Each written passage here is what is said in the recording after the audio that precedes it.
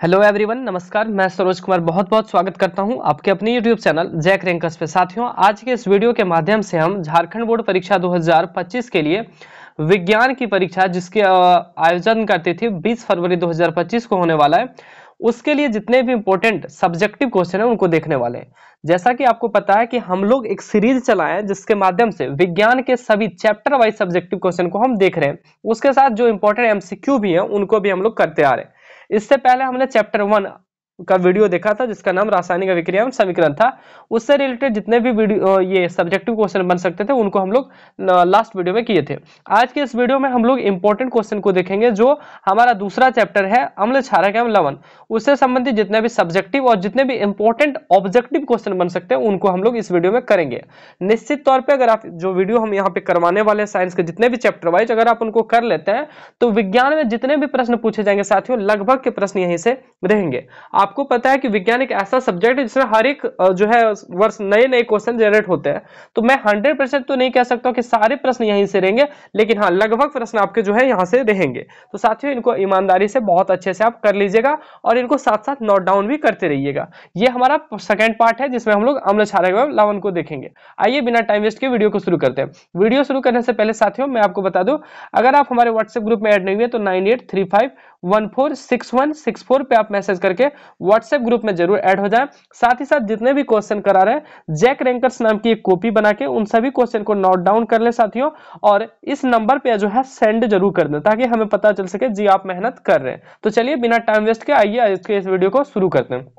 सबसे पहला क्वेश्चन है साथियों हमारा, जो आप स्क्रीन पे देख पा रहे हैं, लाल लिटमस को नीला कौन करता है। साथियों, लाल लिटमस पत्र को नीला कौन करता है, यानी कि साथियों रेड को कर रहा है ब्लू, रेड को कर रहा है ब्लू। तो इसके लिए एक ट्रिक मैं बताता हूं। रेड को कर रहा है ब्लू और एक होता है ब्लू को करेगा रेड, ठीक है, ब्लू को करेगा रेड और एक रेड को करेगा ब्लू। तो कौन करता है साथियों, इसके लिए एक छोटा सा ट्रिक के साथ हम चलते हैं। तो रेड को ब्लू करेगा, रेड को क्या करेगा साथियों, ब्लू, तो वो कौन करेगा, बेस। बेस मींस होता है साथियों क्षारक। क्या होता है, क्षारक, यानी कि क्षार, BASE बोलते हैं, बेस। तो रेड को ब्लू करता है कौन साथियों, बेस, तो ये हो जाएगा क्षारक। इसको हम लोग याद कर रखते हैं R की BB, यानी कि रेड को साथियों करेगा ब्लू, कौन करेगा, बेस, बेस यानी कि क्षारक। किसकी बीबी, R की BB, कोई दिक्कत नहीं है। दूसरा साथियों ब्लू को करेगा रेड, ब्लू को क्या कर रहा है, रेड, वो कौन करेगा, A से होता है साथियों एसिड, एसिड मतलब हो गया अम्ल, ध्यान रखिएगा, एसिड मतलब अम्ल हो गया। तो इसको हम लोग याद रखते हैं ब्रा, BRA, ब्रा होता है साथियों। और यहां से आप याद रख सकते हो कि ब्लू को करेगा रेड, वो कौन करेगा साथियों, एसिड करेगा, यानी कि अम्ल, ठीक है। R की BB और ये ब्रा शब्द का जो है प्रयोग करके आप इनको याद कर सकते हो, कोई दिक्कत नहीं है साथियों। एसिड मींस अम्ल होता है और एसिड यहाँ A है, बेस मींस क्षारक होता है, इनको क्षार करेगा। तो वो बोला गया लाल लिटमस को नीला कौन करेगा, यानी कि ब्लू को साथियों रेड कौन करेगा, लाल लिटमस को नीला पूछा है ना, तो रेड को ब्लू कौन करेगा, माफ कीजिएगा, रेड को ब्लू कौन करेगा साथियों, तो बेस करेगा, यानी कि क्षार इसका आंसर हो जाएगा। दूसरा है नीले लिटमस पत्र को लाल कौन करता है, यानी कि साथियों ब्लू को रेड कौन करता है, तो A करेगा ब्रा, यानी कि एसिड हो गया साथियों, अम्ल हो जाएगा इसका राइट आंसर। कैसा लगा ट्रिक कमेंट सेक्शन में जरूर बताना, ठीक है, और ट्रिक को भी ऐसे लिख लेना, तब जो है बहुत अच्छा लगेगा आपको। अम्ल का pH मान कितना होता है साथियों, ध्यान रहे साथियों, pH मान का जो परास होता है वो 0 से लेकर 14 तक होता है। बीचों बीच साथियों 7 होता है, 7 से कम अम्ल होता है, 7 से ज्यादा साथियों क्षारक होता है। याद रखिएगा, 7 से ज्यादा क्षार और 7 से कम जो है साथियों अम्ल होता है। तो और 7 जो है साथियों वो उदासीन होता है। क्या होता है, उदासीन। तो क्वेश्चन हमारा यहाँ पे पूछ रखा है कि साथियों कि अम्ल का pH मान कितना होगा, तो 7 से क्या होगा साथियों, कम होगा, आंसर जो है 7 से कम। दूसरा क्वेश्चन है साथियों क्षार का pH मान कितना होता है, तो ध्यान रहे क्षार का pH मान अभी हमने आपको बताया 7 से क्या होगा साथियों, अधिक होगा। उदासीन विलयन का pH मान क्या होता है साथियों, तो 7 होता है, ये आपको ध्यान रखना है। आपको एक चीज और ध्यान रखना साथियों, रक्त का pH मान कितना होता है वो आपको कमेंट सेक्शन में बताना है। और एक मानव शरीर का pH मान कितना होता है, मानव शरीर का pH मान कितना होता है, मानव शरीर का pH मान 7.4 होता है साथियों। रक्त का pH मान कितना होता है, 5 पॉइंट समथिंग, वो आपको कमेंट में बताना है। बोला गया है pH स्केल का परास कितना होता है साथियों, तो pH स्केल का परास यानी कि pH स्केल कहां से कहां तक दिखाता है साथियों, तो ध्यान रखिएगा 0 से लेकर 14 तक दिखाता है, तो परास इसी को बोलते हैं 0 से लेकर 14 तक। कोई तकलीफ नहीं है, जितने भी pH स्केल से सवाल बन सकते थे बस इतना ही बनेगा। हाँ, एक आध सवाल ऐसे भी पूछ लेते हैं साथियों, जरा गौर से सुनिएगा। मैं इसलिए बोलता हूं कि वीडियो आपको जो है सिर्फ देख नहीं लेना, देखना अच्छा से कि क्या क्या चीजें बीच में बता रहे हैं सर। ऐसा नहीं है कि सिर्फ जो है आप नोट डाउन करने पे लगे हुए हो या फिर जो है स्क्रीनशॉट ले लिया कि हाँ 7 नंबर 8 8 नंबर स्किप करके स्क्रीनशॉट नहीं, कभी भी वीडियो को स्किप करके नहीं देखना, आराम से देखना, शिद्दत से देखना। जो चीजें बीच में बताता हूं वो बहुत ज्यादा इंपॉर्टेंट होता है, ठीक है। यहां से पीएच स्केल से सवाल पूछता है साथियों कि अम्ल का पीएच मान होगा, तो वो ऑप्शन दे रखा है 7 से अधिक, 7 से कम, 7 या फिर 7, इनमें से कोई नहीं, तो ध्यान रखना 7 से कम। ऐसा एक सवाल पूछा जा रहा है कि लाल लिटमस को, ध्यान से सुनो, लाल लिटमस को नीला कौन करेगा, लाल लिटमस को नीला कौन करेगा, लाल लिटमस को नीला कौन करेगा, ये क्वेश्चन पूछेगा, ठीक है। ये ऑप्शन दे रखा है पीएच मान, अगर पीएच मान बोलेगा, अगर पीएच मान दे रखा है, कितना दे रखा है साथियों 7, दूसरा ऑप्शन दे रखा है 14, तीसरा ऑप्शन दे रखा है साथियों 3 और डी नंबर दे दिया इनमें से कोई नहीं। तो बताओ कौन करेगा। तो देखो लाल को नीला कर रहा है, क्या कर रहा है साथियों, लाल को नीला यानी कि ब्लू को कर रहा है रेड, ब्लू को कर रहा है रेड, और वो कौन करेगा साथियों एसिड यानी कि कौन करेगा अम्ल। अम्ल का पीएच मान अभी हम लोग पढ़े क्या होता है 7 से कम, तो आंसर कौन हो जाएगा ऑप्शन नंबर 3। देखा कैसे क्वेश्चन बनेगा, ऐसे क्वेश्चन जो है बोर्ड एग्जाम धड़ल्ले से पूछ रही है, तो ध्यान में रखना है, ठीक है। अगर पूछ देता लाल को नीला ना पूछ के नीला को लाल कौन करेगा साथियों, तो हम लोग का ट्रिक क्या है आर की बीबी, किसकी बीबी, आर की बीबी, तो रेड को करेगा ब्लू, ब्लू कौन करता है साथियों बेस यानी कि क्षारक, तो क्षारक कौन सा हो जाता है ऑप्शन नंबर बी, ठीक है, कोई तकलीफ नहीं है। चलो अगला है नींबू के रस में उपस्थित अम्ल का नाम बताइए। तो नींबू का रस जो होता है साथियों पूछा गया उसमें कौन सा अम्ल होता है, तो ध्यान दें नींबू के रस में कौन सा होता है सिट्रिक अम्ल होता है। अगला 8वां नंबर है साथियों सिरके के अम्ल में कौन, ये सिरके में उपस्थित अम्ल का नाम बताया, तो एसिटिक। ध्यान रखो जितने भी पदार्थ हैं और उससे रिलेटेड जो अम्ल पाए जाते हैं उनका नाम आपको याद रखना इंपॉर्टेंट है, मैं वो सारे यहाँ पे करा रखा हूं आपको। तो सिरके में उपस्थित क्या होता है साथियों, तो एसिटिक अम्ल। नींबू में क्या था साथियों सिट्रिक अम्ल। टमाटर में क्या होता है साथियों ऑक्जेलिक अम्ल, लिख लो टमाटर में क्या होता है ऑक्जेलिक अम्ल पाया जाता है, ध्यान रखेगा। दही में कौन सा अम्ल पाया जाता है साथियों, तो लैक्टिक अम्ल पाया जाता है। कौन सा अम्ल, दही और दूध में लैक्टिक अम्ल पाया जाता है, ठीक है। इनको नोट डाउन करते रहना जो मैं बगल में लिखता हूं, ऐसा कतई नहीं करना कि इनको नहीं लिखना और जो आप एग्जाम में बोलोगे हाँ सर ने तो ये क्वेश्चन कराया नहीं था, ये क्वेश्चन हम कराते हैं, बहुत सारे क्वेश्चन इसमें लिखा हुआ है और बहुत नहीं भी लिखा हुआ, लेकिन जो इंपॉर्टेंट हमें लगता है वो हम आपको वीडियो के माध्यम से करा रहे हैं। अगला है साथियों लाल ये लिटमस रंग किस रंग का रंजक होता है, किस रंग का, तो बैंगनी रंग का होता है साथियों। लिटमस पत्र किससे प्राप्त किया जाता है, तो थैलाफाइटा समूह के लीचेन नामक पौधे से। पूछेगा किससे प्राप्त किया जाता है, तो लीचेन नाम से पौधे से। ऐसा भी क्वेश्चन पूछ रखा है लीचेन नाम का पौधा किस समूह से आता है, तो थैलाफाइटा से। दोनों क्वेश्चन पूछ रखा है जैकबोर्ड, थैलाफाइटा से आता है और किस समूह से, ये थैलाफाइटा समूह से, पौधा का नाम लीचेन, ये मॉडल पेपर में दे रखा था। हाइड्रोजन गैस किस प्रकार की ध्वनि के साथ जलती है साथियों, तो हाइड्रोजन गैस H2 जो गैस होती है वो किस तरह से फटफट ध्वनि के साथ जलती है। आगे बोला साथियों तांबे के बर्तन में दूध दही क्यों नहीं रखने चाहिए, तांबा को जो बर्तन उसमें दूध दही क्यों नहीं रखना चाहिए, क्योंकि ये विषैले यौगिक बना देते हैं। तांबा के जो बर्तन है साथियों वो दूध या फिर दही से क्या करते हैं रिएक्ट कर जाते हैं, रिएक्ट यानी कि रिएक्शन कर जाते हैं, और रिएक्शन यानी कि अभिक्रिया करने के बाद क्या इसको बना देते हैं विषैले बना देते हैं, ठीक है।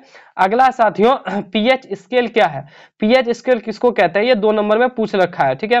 पीएच स्केल किसको कहते हैं ध्यान से सुनो। बोला किसी विलयन में उपस्थित हाइड्रोजन आयन की सांद्रता ज्ञात करने की स्केल को क्या करते हैं पीएच स्केल। ध्यान से सुनना क्या लिखना है कि किसी विलयन में उपस्थित हाइड्रोजन आयन की, किसकी, हाइड्रोजन आयन की सांद्रता ज्ञात करने के लिए कि कितना हाइड्रोजन इसमें है उसको ज्ञात करने के लिए साथियों जिस स्केल का प्रयोग करते हैं उसी को क्या कहते हैं पीएच स्केल। इसका परास 0 से लेकर 14 तक होता है, ध्यान में रखे हुए। अगला बोला किसी उदासीन विलयन का पीएच मान कितना होगा, तो हमने बताया था कितना होता है उदासीन विलयन का पीएच मान साथियों 7 होता है। सिरके में कौन सा अम्ल पाया जाता है साथियों एसिटिक अम्ल पाया जाता है, ठीक है। नींबू संतरा में कौन सा अम्ल, नींबू और संतरा दोनों में साथियों सिट्रिक अम्ल पाया जाता है। 16 प्रश्न हमने देखे। अगला देखिए इमली में कौन सा विद्यमान अम्ल है साथियों, तो इमली में टार्टरिक अम्ल रहता है। कौन सा, टार्टरिक अम्ल। टमाटर में साथियों कौन सा, ऑक्जेलिक अम्ल। सारे क्वेश्चन में करा दूंगा जो इंपॉर्टेंट ऑब्जेक्टिव भी होते हैं और सब्जेक्टिव। ऑक्जेलिक अम्ल बस आपको जो है नोट डाउन करना है एमसीक्यू और प्लस सब्जेक्टिव दोनों को। जितने इंपॉर्टेंट एमसीक्यू उसी को इसमें लिया गया, बाकी जो इंपॉर्टेंट ना होके जो एक्सपेक्टेड हो गया यानी कि जिसको पूछा जा सकता है उनको अभी हम लोग एक्स्ट्रा में करेंगे, यानी कि एक्स्ट्रा में जिसमें हम लोग सिर्फ और सिर्फ हर एक चैप्टर का जो है क्या देखेंगे एमसीक्यू देखेंगे, उसमें हम लोग करेंगे, लेकिन ये तभी संभव हो पाएगा साथियों, इतना क्वेश्चन टाइप करना, इतना क्वेश्चन खोजना, इतना लिखना एक मेहनत का काम होता है। ऐसा थोड़ी ना हो जाता है कि जो फटफट क्वेश्चन कहीं से हमको मिल जाता है और हम जो कर लेते हैं, इसके लिए टाइम लगता है। और टाइम लगता है तो साथियों हम आपसे पैसा तो मांग नहीं रही कि हम आपको वीडियो बनाएंगे पैसा दो, ऐसा कभी हमने बोला नहीं। हमने सिर्फ क्या बोला कि वीडियो को साथियों ईमानदारी से देखना है, पूरा देखना है, और साथियों क्या करना है, वीडियो को जो है जितना हम बता रहे हैं उनको नोट डाउन करना है। क्योंकि अगर आपको जो है एग्जाम में क्वेश्चन मिलते हैं तो हमें लगेगा नहीं हमारा जो है मेहनत वो सफल गया, ठीक है। बाकी इस वीडियो को जो है दोस्तों में भी के साथ शेयर करना है, ताकि हमारे जो व्यूज हैं वो थोड़े बहुत आ सके। लाइक कर देना, और सब्सक्राइब चैनल को करना भूल जाते हो आप लोग, वीडियो देख लेते हो सब्सक्राइब नहीं करते हो, तो सब्सक्राइब जरूर कर लेना ताकि आने वाले जो भी वीडियोज है उनका नोटिफिकेशन मिल सके। और प्यारा प्यारा कमेंट तो जरूर करना, बहुत मोटिवेशन मिलता है। बोला चींटी के डंक में कौन सा अम्ल पाया जाता है और जो हमें कष्ट देता है साथियों, तो चींटी के अम्ल में मेथनोइक, ठीक है, चींटी के डंक में। दही और खट्टे दूध में क्या साथियों, तो लैक्टिक अम्ल, हमने ऊपर ही बता दिया लैक्टिक अम्ल पाया जाता है। साधारण नमक का सूत्र क्या होता है साथियों, पूछा जाता है NaCl, बहुत बार पूछा गया। तो NaCl इसका नाम भी पूछा जाता है, तो ध्यान में रखना सोडियम क्लोराइड। क्या नाम है साथियों, सोडियम क्लोराइड नाम है इसका। साधारण नमक में का सूत्र पूछेगा तो सोडियम क्लोराइड, ये NaCl नाम पूछेगा तो सोडियम क्लोराइड, नोट डाउन कर लेना, ठीक है। अगला बोला बिना बुझे हुए चूने का रासायनिक नाम क्या है, यह रासायनिक नाम होता है कैल्शियम ऑक्साइड, बिना बुझे हुए। फॉर्मूला पूछता है साथियों, सूत्र क्या है, तो CaO। और बुझे हुए चूने का पूछ रखा है साथियों रासायनिक नाम, तो calcium hydroxide CaOH whole 2, CaOH whole 2। अब साथियों यहाँ पे हम कंफ्यूज लगातार होते हैं, आप भी कंफ्यूज होते होंगे कि बिना बुझा हुआ कौन होता है, बेबुझा हुआ कौन होगा। ऑप्शन में तो दोनों दे देगा, तो ध्यान रखो कैसे याद रखना, छोटा सा ट्रिक देख लो। देखो ट्रिक दो देखना, जो इंपॉर्टेंट है वो मैं बता ही देता हूं, ठीक है। ट्रिक क्या है साथियों, ध्यान में से सुनना। बिना बुझा हुआ चूना क्या है, बिना बुझा हुआ चूना तो बड़ा नाम है। नाम क्या है साथियों, बड़ा है। बिना बुझा हुआ चूना बड़ा नाम है, तो आंसर क्या होगा, छोटा वाला CaO, याद रखना आंसर होगा छोटा वाला, उल्टा होगा, ठीक है। बुझा हुआ चूना छोटा है, बुझा हुआ चूना बस इतना ही छोटा, तो आंसर होगा बड़ा वाला CaOH होल 2। यानी कि बड़ा का आंसर छोटा, छोटा का आंसर बड़ा, ठीक है। बड़ा का आंसर छोटा, छोटा का आंसर बड़ा, ये हमारा ट्रिक है। CaO होता है बिना बुझा हुआ, और बुझा हुआ का साथियों CaOH होल 2 होता है, कोई दिक्कत नहीं थी। अब साथियों यहाँ पे जितने भी 23 क्वेश्चन आपको कराए गए वो बहुत ज्यादा इंपॉर्टेंट MCQ है। झारखंड बोर्ड को हर एक क्वेश्चन को धड़ल्ले से पूछती है और मॉडल सेट में दे रखी है, तो आपको इन 23 क्वेश्चन को नोट डाउन करके जरूर से जरूर लिख लेना। बाकी जो क्वेश्चन और बता रहे हैं उनको तो लिखना ही है, लेकिन ये 23 MCQ बहुत ज्यादा इंपॉर्टेंट है। आप उनको कर लोगे तो इस चैप्टर से जितने इंपॉर्टेंट क्वेश्चन बन सकते हैं MCQ में लगभग यहीं से आएंगे, ठीक है। अगला सवाल देखो साथियों, अब हमारा सब्जेक्टिव शुरू होता है। सब्जेक्टिव का हमारा पहला सवाल है, देखो ये सब सारे सवाल ना वो सब्जेक्टिव में भी पूछ लिए जाते हैं। सब्जेक्टिव में जो है लिखने को दिया जाता है, दो मार्क्स में पूछ देगा कि साधारण नमक का सूत्र और इनका नाम लिखो, ठीक है। तो वो आपको पूछ लेता है, बोलेगा बिना बुझा हुआ और बुझा हुआ चूना का रासायनिक सूत्र लिखो। तो ये सब्जेक्टिव में भी आजकल 2 मार्क्स में पूछ रखा है, ठीक है, तो घबराने की जरूरत नहीं है। अगला है हमारा सब्जेक्टिव क्वेश्चन जो मेनली होता है, ठीक है। बोला गया है पीतल एवं तांबे के बर्तन में दही एवं खट्टे पदार्थ क्यों नहीं रखने चाहिए। हमने आपको बताया थोड़ा सा शॉर्ट में, क्यों, क्योंकि विषैले हो जाते हैं, रिएक्शन कर लेते हैं। लेकिन यहां से हम अब बड़ा वाला आंसर देखें, लिखा गया यदि पीतल एवं तांबे के बर्तनों में दही एवं खट्टे पदार्थ रखे जाएंगे तो वे अम्लों की उपस्थिति के कारण धातु की सतह से क्रिया कर विषैले यौगिक का निर्माण करेंगे जो हमारे शरीर के लिए हानिकारक होंगे। इसलिए पीतल एवं तांबे के बर्तनों में इन पदार्थ को नहीं रखना चाहिए। बोलो कितना आसान है। यू नो दैट कि साथियों जो दही होता है और जो दूध होता है वो कैसा होता है, उसकी प्रवृत्ति क्या होती है, अम्लीय होती है, खट्टी प्रवृत्ति होती है। तो ये दोनों क्या करता है साथियों, रिएक्ट कर जाता है, रिएक्शन करता है किससे, तांबे और पीतल के बर्तन से, जिनके कारण कैसा यौगिक का निर्माण होता है साथियों, तो विषैले यौगिक का निर्माण होता है। यही कारण है कि हम लोगों को पीतल एवं तांबे के बर्तन में दही और दूध को नहीं रखना चाहिए। दही ही मेनली कह सकते हैं नहीं रखना चाहिए, या फिर खट्टा पदार्थ जैसे अचार वगैरह वगैरह, ठीक है, याद रहेगा। एक बार मैं दोबारा बता दूं, क्यों लिखना है कि यदि पीतल एवं तांबे के बर्तन में दही एवं खट्टे पदार्थ रखे जाएंगे तो वो अम्लों की उपस्थिति के कारण धातु की सतह से, यानी कि धातु से जो है क्रिया कर विषैले यौगिक का निर्माण करेंगे जो हमारे शरीर के लिए हानिकारक होंगे।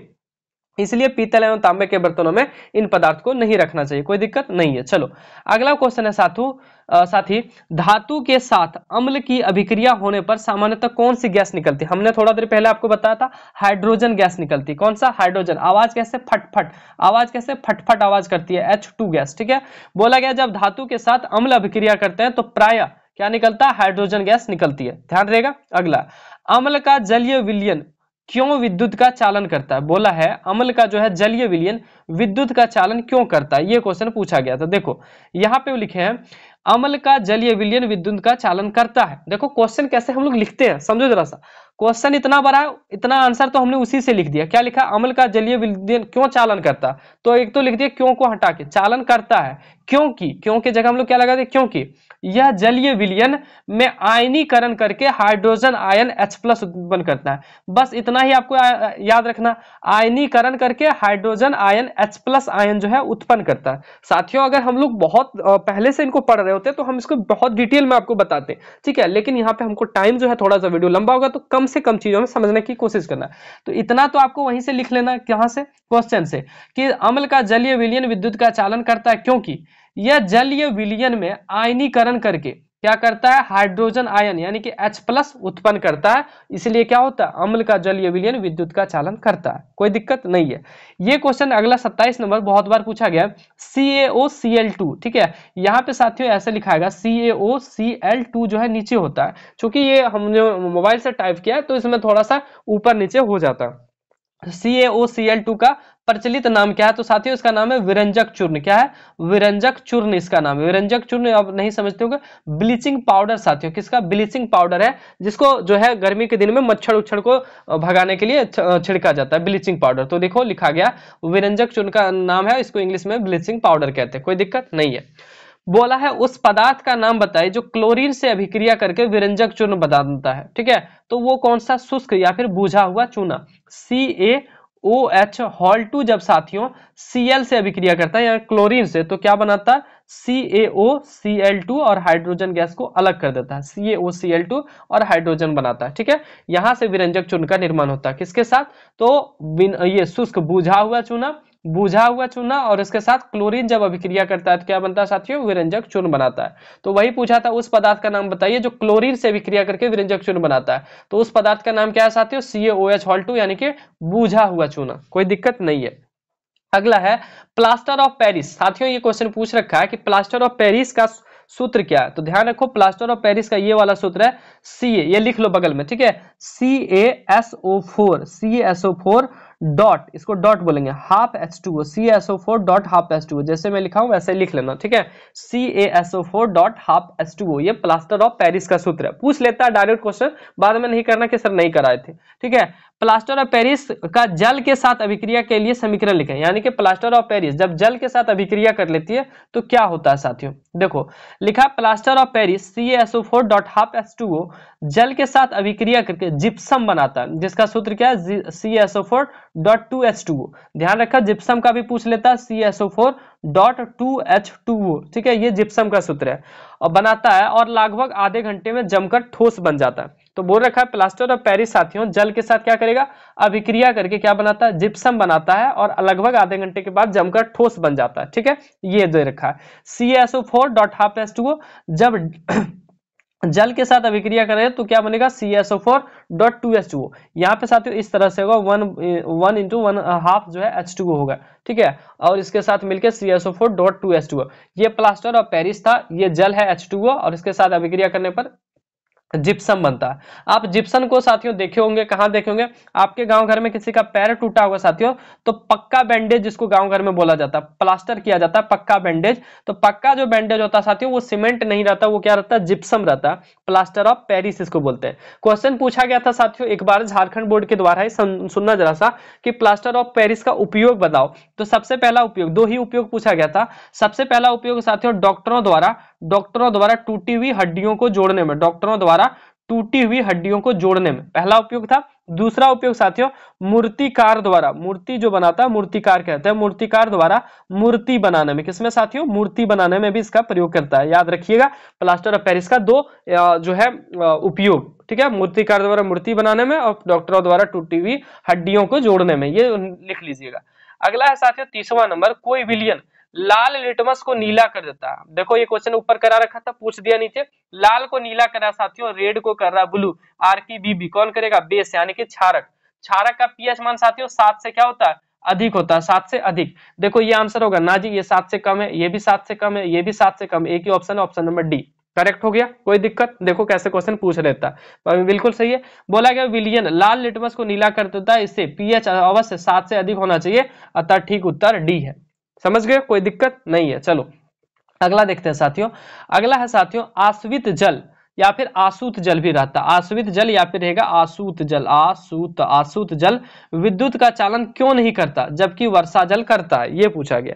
तो लिखा गया साथियों वर्षा जल में CO2 और SO2 जैसी गैसें घुली होती है। ध्यान से सुनना, वर्षा जल में कार्बन डाइऑक्साइड और सल्फर डाइऑक्साइड जैसी गैसें घुली होती है, जो कार्बोनिक अम्ल, ठीक है, जो कार्बनिक अम्ल, सल्फ्यूरस अम्ल आदि बनाती है। इनका आयनों में विच्छेदन होता है, इसलिए वर्षा जल में विद्युत का चालन होता है। आयनों में जिसका विच्छेदन हो जाए साथियों, जो H+ आयन उत्पन्न कर दे, उससे क्या होगा, जो है विद्युत का चालन होगा। तो देखो वही बात लिखा है, मैं दोबारा आपको बताने की कोशिश करता हूं, ठीक है। बोला गया साथियों वर्षा जल में CO2 और SO2 जैसी गैसें घुली होती है, जो कार्बोनिक अम्ल H2CO3, सल्फ्यूरस अम्ल H2SO3 आदि बनाती है। ये नहीं भी याद रखेगा तो कोई दिक्कत नहीं, ठीक है, ये आपको नहीं याद रखना। चलो हटा दिए इसको, दिक्कत करता था, हटा दिए। याद रखना वर्षा जल में CO2 SO2 जैसी गैसें घुली होती है, जो कार्बनिक अम्ल, सल्फ्यूरस अम्ल आदि बनाती है। इनका आयनों में विच्छेदन होता है, इसलिए वर्षा जल में विद्युत का चालन होता है। आश्वित जल या फिर आसूत जल में घुलनशील लवण या गैस नहीं होती, इसलिए इनका आयनीकरण नहीं होता, इसमें विद्युत का चालन नहीं होता है। यानी कि जो आश्वित जल होता है साथियों, उसमें क्या होता है, घुलनशील लवण या गैस नहीं होती है, इसलिए इसका आयनीकरण नहीं होता, और आयनीकरण नहीं होने के कारण इसमें विद्युत का चालन नहीं होता। आसान सा चीज था। चलो अगला है साथियों जल की अनुपस्थिति में अम्ल का व्यवहार अम्लीय क्यों नहीं होता। यानी कि जल की अनुपस्थिति में साथियों अम्ल का अम्लीय व्यवहार क्यों नहीं होता, ये क्वेश्चन पूछ रखा है, ठीक है। जल की अनुपस्थिति में अम्ल का व्यवहार अम्लीय क्यों नहीं होता। बोला गया है जल किसी अम्ल के विच्छेदन में सहायक होता है, जिससे हाइड्रोमोनियम आयन उत्पन्न होते हैं, ठीक है। जल की अनुपस्थिति में आयन उत्पन्न नहीं होते, इसलिए जल की अनुपस्थिति में अम्ल का व्यवहार अम्लीय नहीं होता। यानी कि साथियों जो अम्ल है, जो क्या है, अम्ल है, अगर वो जल उसके साथ नहीं रहेगा तो उनका व्यवहार क्या होगा, अम्लीय नहीं होगा। जैसे नींबू का रस लगता है साथियों कैसे, खट्टा, लेकिन वो रस किसके साथ घुला हुआ है साथियों, जल के साथ तो घुला हुआ है। तो जल के साथ रहने से क्या होता है, इसके अम्ल के विच्छेदन में सहायक होता है, और इससे हाइड्रोमोनियम नामक जो है, हाइड्रोनियम नामक या फिर अब बोल सकते हैं हाइड्रोजन नामक आयन जो है उत्पन्न होता है। जल की अनुपस्थिति में आयन उत्पन्न नहीं होता, जल अगर नहीं होगा तो आयन उत्पन्न नहीं होगा, इसलिए जल की अनुपस्थिति में जल का जो है व्यवहार, ये अम्ल का व्यवहार अम्लीय नहीं होता, कोई दिक्कत नहीं है। अगला साथियों 33 नंबर क्वेश्चन, ताजे दूध का पीएच मान 6 है। कितना है साथियों, पीएच मान 6 है। बोला दही बन जाने पर इसका पीएच मान में क्या परिवर्तन होगा, अपना उत्तर समझाइए। देखो दूध जो साथियों वो कैसा गिनती आता है, ताजा दूध वो मीठा होता है ऐसा माना जाता है, तो इसका पीएच मान साथियों ज्यादा होगा। जैसे ही दूध साथियों, जैसे ही दूध दही बन जाता है, तो दही बनने पर इसका क्या होता है साथियों, दही को हम लोग कैसा बोलते हैं, दही बनने पर हल्का ही क्या हो जाता है, खट्टा हो जाता है, होता कि नहीं। तो खट्टा होगा साथियों, तो पीएच मान क्या होगा, कम होगा। पीएच मान क्या होगा, कम हो जाएगा। तो बस उतना ही लिखना है कि पीएच मान इसका क्या होगा, कम हो जाता है। अब देखो लिखना कैसे, समझो जरा सा। लिखा गया जब ताजा दूध दही में बदल जाता है तो पीएच क्या हो जाएगा, कम हो जाएगा, ठीक है। इसलिए ऐसा होगा, ऐसा इसलिए होगा कि दही अधिक अम्लीय होती है। अभी हमने बताया दही में लैक्टिक अम्ल होता है, जितना अधिक अम्ल होगा उसका पीएच मान उतना ही कम होगा। बात तो जनरल सा लिखा गया है साथियों कि ताजा दही दूध में जब बदलता है तो इसका पीएच मान कम हो जाएगा। ऐसा इसलिए होगा कि दही अधिक अम्लीय होती है, दही में लैक्टिक अम्ल पाया जाता है, और जिससे अधिक अम्ल होगा और उतना ही क्या होगा, पीएच मान उतना ही कम होगा। आपको पता था ये, ठीक है। तो पीएच मान जो 6 से कम होता है, ये याद रखना, दूध का पीएच मान 6 होता है। और यहाँ पे एक लाइन लिख देना कि दही बन जाने पर पीएच मान 6 से क्या हो जाएगा, कम हो जाएगा, 6 से कम हो जाएगा, ये भी आप लिख सकते हो, ध्यान रहेगा। अगला है साथियों, एक चीज इसमें पूछ समझना, एक क्वेश्चन इसी से रिलेटेड पूछा गया था कि दूध वाला या फिर ग्वाला पूछा जाता है, ग्वाला जो है दूध में जो है क्षारक क्यों मिलाता है, दूध में क्षारक क्यों मिलाता है। तो ध्यान रखना साथियों, दूध में क्षारक या फिर दही में, दूध बनने वाले दही में जो है क्षारक क्यों मिलाता है। तो ध्यान रखना क्षारक जो है क्यों मिलाता है, सुनो। तो लिखना है साथियों ग्वाला दूध में क्षार इसलिए मिलाता है क्योंकि क्षारक का पीएच मान अधिक होगा। पीएच मान अधिक होगा तो जो है दूध हमारा जो है साथियों वो जल्दी से, ये दही हमारा जल्दी से क्या नहीं होगा, खट्टा नहीं होगा, जल्दी से क्या नहीं होगा, खट्टा नहीं होगा। और जल्दी से खट्टा नहीं होगा तो जल्दी से क्या नहीं होगा, खराब भी नहीं होगा। तो इसलिए मैं उसमें क्या मिला दिया था, क्षारक मिला दिया जाता है। ऐसा जैसे सोडा उडा आता है उसमें उसको मिला देने से क्या होता है, जल्दी से वो खराब नहीं होता, कोई दिक्कत नहीं है। अगला है साथियों, उदासीनीकरण अभिक्रिया क्या है? ये क्वेश्चन पूछ रखा है और इस बार भी पूछ लेगा, बहुत बार पूछा, बहुत इंपॉर्टेंट, वेरी वेरी इंपॉर्टेंट है ये क्वेश्चन कि उदासीनीकरण अभिक्रिया क्या है। अब बोलेगा सर बहुत ज्यादा क्वेश्चन करा दो, नहीं साथियों क्वेश्चन ज्यादा नहीं है, देखो 23-24 क्वेश्चन तो आपका ऑब्जेक्टिव था, 10-12 ही क्वेश्चन होंगे। अब हर एक सब्जेक्ट चैप्टर से आपके 10-12 क्वेश्चन भी ना बने तो बेकार ना, इतना मोटी साइंस का किताब आपको दे रखा, साइंस का किताब इतना मोटा है साथियों, तो थोड़ा सा तो मेहनत करना पड़ेगा। उदासीनीकरण अभिक्रिया क्या है, एक उदाहरण दीजिए। बोल रखा है जब अम्ल, क्या अम्ल जब किसी क्षार से अभिक्रिया करता है तब लवण तथा जल बनता है, इसे उदासीनीकरण अभिक्रिया कहते हैं। सुनो जरा सा, बिल्कुल सिंपल शब्दों में, अम्ल जो है साथियों, अम्ल और जो है क्षारक आपस में जब रिएक्शन कर ले, अम्ल और क्षारक को जब आपस में मिला देते हैं तो इससे क्या बनता है साथियों, लवण बनता है। लवण जैसे कि नमक हो गया, और साथियों क्या बनता है, जल बनता है, लवण और जल बनता है। इसी अभिक्रिया को क्या कहते हैं, उदासीनीकरण अभिक्रिया। इतना ही छोटा आप अगर लिख लोगे कोना में तो आंसर बड़ा सा लिख सकते हो। कैसे, जब अम्ल किसी क्षार से अभिक्रिया करता है तब लवण और जल बनता है, इसे क्या कहते हैं, उदासीनीकरण अभिक्रिया कहते हैं। कोई दिक्कत नहीं है। उदाहरण देखो, एक पूछा गया तो कैसे लिखना, NaOH, NaOH एक क्षार है साथियों और ये HCl है, HCl, NaOH जब HCl से साथियों, NaOH एक क्षार है, ये सोडियम हाइड्रोक्साइड, और ये है साथियों HCl यानी कि ये हाइड्रोक्लोरिक एसिड, ठीक है। तो ये दोनों साथियों जब रिएक्शन करेगा, ये क्षार है ये अम्ल है, ये दोनों को जब मिला दिए, रिएक्शन हुआ, रिएक्शन के बाद क्या बना, NaCl, NaCl, NaCl यानी कि साथियों एक लवण है जिसको हम लोग नमक के नाम से जानते हैं, और उसके साथ क्या बनेगा साथियों, H2O, क्या बनेगा, H2O यानी कि जल बनेगा। तो ये लिख देना है। कैसे लिखना, सिंपल सा, ये आप नहीं भी लिखोगे चलेगा, सिर्फ आपको लिखना ये वाला लाइन लिख देना, ठीक है। ये L है, याद रखना, NaOH plus HCl, NaCl plus H2O, कोई दिक्कत नहीं है साथियों। अगला क्वेश्चन देखो बोला गया है धोने का सोडा और बेकिंग सोडा का दो उपयोग लिखो। एक तो धोने का सोडा जिसका अलग एक और नाम है, क्या नाम है, धावन सोडा भी इसको बोला जाता है, ध्यान रखना, धावन सोडा। एक तो धोने का सोडा, दूसरा बेकिंग सोडा का दो उपयोग पूछा गया। धोने का सोडा का सूत्र भी पूछा जाता है तो याद रखना Na2CO3.10H2O, Na2CO3.10H2O, ये पूछ रखा है बहुत बार। तो देखो धोने का सोडा का उपयोग पूछा गया, तो इसका उपयोग कांच, साबुन और कागज उद्योग में होता है। किसमें, कांच के उद्योग में, कागज के उद्योग में और साबुन के उद्योग में। जल की अस्थायी कठोरता को दूर करने के लिए इसका उपयोग किया जाता है। जल की जो कठोरता है, जल देखना कोई जल जो है बहुत मोटा लगता है पीने में, उसमें अगर धोने का सोडा यानी कि निरमा अगर डाल दे साथियों तो वो क्या हो जाएगा, जल की कठोरता को हटा देगा। आपको पता होगा कि बहुत सारे पानी ऐसे होते हैं जिसमें साथियों कपड़ा जो है साफ नहीं होता है, उसमें जो है साबुन का असर नहीं पड़ता। जब साबुन का असर नहीं पड़ता तो उसमें क्या देना पड़ता है, निरमा। तो निरमा में क्या होता है साथियों, ये धोने का सोडा है, निरमा यानी कि धोने के लिए प्रयोग करते हैं। तो वो क्या करता है, जल का जो मोटापन है उसको दूर कर देता है, कठोरता को दूर कर देता है, जिससे कपड़ा साफ हो जाता है, ठीक है। तो जल की अस्थायी कठोरता को दूर करने के लिए, और कांच, साबुन और कागज के उद्योग में होता है। अगला पूछा गया था साथियों बेकिंग सोडा। बेकिंग सोडा का सूत्र होता है NaHCO3, NaHCO3। इसका प्रयोग पूछा गया, तो इसका प्रयोग अम्ल अग्निशामक में किया जाता है। इसका प्रयोग सोडा अम्ल अग्निशामक में किया जाता है, यानी कि कहीं आग लग जाए तो उसको बुझाने में किया जाता है, ये भी आप लिख सकते हो। यह एक एंटाएसिड संगठक है जो पेट के अधिक अम्ल को उदासीन करके राहत पहुंचाता है। यानी पेट में जब साथियों अधिक अम्ल हो जाए और जब बहुत ज्यादा अम्लीय लगने लगे तो उसमें हम लोग सोडा का प्रयोग करके उसको क्या कर सकते हैं, उदासीन कर सकते हैं, यानी कि राहत पहुंचता है। ये दो चीज आप लिख सकते हो, ठीक है। अगला पूछा गया बेकिंग सोडा का रासायनिक नाम और सूत्र लिखो। तो बेकिंग सोडा का रासायनिक नाम साथियों सोडियम हाइड्रोजन कार्बोनेट, ये क्वेश्चन भी पूछ रखा है, या फिर सोडियम बाइकार्बोनेट भी कह सकते हैं। सोडियम हाइड्रोजन कार्बोनेट या फिर सोडियम बाइकार्बोनेट कहा जाता है। इसका रासायनिक सूत्र NaHCO3 है, ठीक है। ये क्वेश्चन पूछ रखा है कि रासायनिक नाम सोडियम हाइड्रोजन कार्बोनेट, देखो ये सोडियम है, ये हाइड्रोजन है और CO3 कार्बोनेट होता है। सोडियम बाइकार्बोनेट भी इसको कहा जाता है, ठीक। अगला है साथियों विरंजक चूर्ण का रासायनिक नाम एवं सूत्र लिखे। तो विरंजक चूर्ण CaOCl2, ये रासायनिक सूत्र हो गया CaOCl2।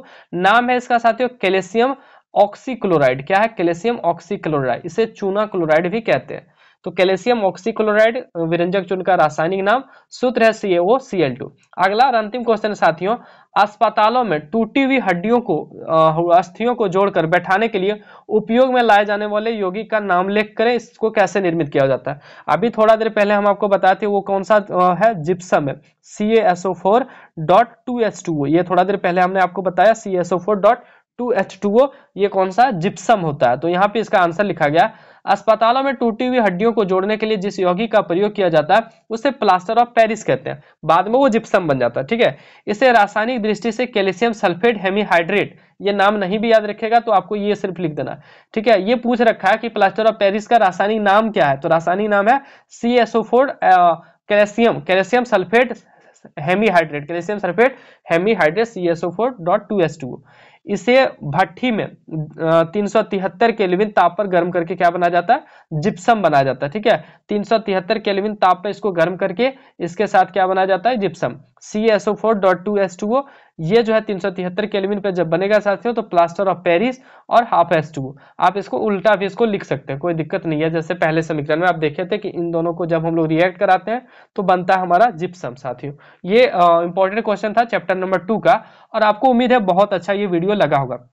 साथियों चैप्टर 2 से जितने भी इंपॉर्टेंट MCQ बन सकते थे, जो बहुत ज्यादा इंपॉर्टेंट और जितने भी सब्जेक्टिव है वो सारे हमने आपको करा दिया। उम्मीद है झारखंड बोर्ड जो भी क्वेश्चन चैप्टर 2 से पूछेगी वो आपको यहीं से देखने को मिलेगा। मैं आपको दोबारा बता देता हूं कि अगर 100 मार्क्स का सवाल पूछेगा तो इस बात का गारंटी नहीं है कि 100% वहीं से आएगा हमारी ही वीडियो से, लेकिन मैं इस बात की गारंटी जरूर दे सकता हूं कि लगभग सारे सवाल वीडियो से आपको रहेंगे, जो भी चैप्टर वाइज वीडियो हम साइंस का करा रहे हैं। इससे पहले साथियों हमने अन्य सब्जेक्ट का भी वीडियोस कराया है, जैसा कि आपको SST का हमने भूगोल का 2 वीडियो कराया सब्जेक्टिव का, जिसमें वो सारे सब्जेक्टिव आपको करा दिए गए जो इंपॉर्टेंट है। वैसे हिंदी का करा रहे, हर एक सब्जेक्ट का हमारा वीडियो डेली बेसिस पे अपलोड हो रहा है। तो आप जो है जैक रैंकर्स को सब्सक्राइब करते हुए जरूर उनको देखें और कॉपी में नोट डाउन करते रहें। कॉपी में नोट डाउन करने से क्या होगा कि आपके लिखने की हैबिट बढ़ेगी, साथ ही साथ इसको आप जल्दी से लर्न आउट भी कर पाओगे। साथियों इस वीडियो में बस इतना ही। कैसा लगा वीडियो कमेंट सेक्शन में कमेंट जरूर करें, वीडियो को लाइक करें, दोस्तों में शेयर करना नहीं भूलें, और इस यूट्यूब चैनल को अभी तक सब्सक्राइब नहीं किया तो सब्सक्राइब जरूर कर लें। साथ ही साथ व्हाट्सएप ग्रुप में ऐड नहीं हुए तो नीचे डिस्क्रिप्शन में लिंक है, या फिर 9835146164 पे मैसेज करके आप व्हाट्सएप ग्रुप में जरूर ऐड हो जाएं। मिलते हैं आप सबों के बीच अगले वीडियो में, तब तक के लिए कैसा लगा वीडियो कमेंट सेक्शन में कमेंट जरूर करें। धन्यवाद, जय हिंद, वंदे मातरम।